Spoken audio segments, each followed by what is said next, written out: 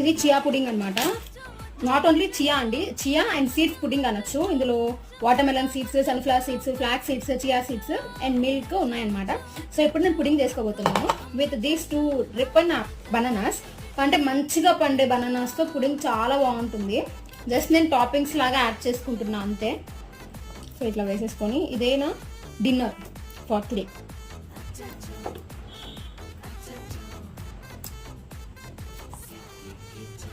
Only సీడ్సే, oats లేవు, ఈ నట్స్ లేవు, ఓన్లీ సీడ్స్తోనే నేను పుడింగ్ చేసుకుంటున్నాను అనమాట. సో టేస్ట్ మాత్రం చాలా బాగుంటుంది. వెనల్లా ఎసెన్స్ వేసుకొని ఒక్కసారి తిని చూడండి, చాలా బాగుంటుంది. సేమ్ ఐస్ క్రీమ్ తిన్న ఫీల్ ఉంటుంది.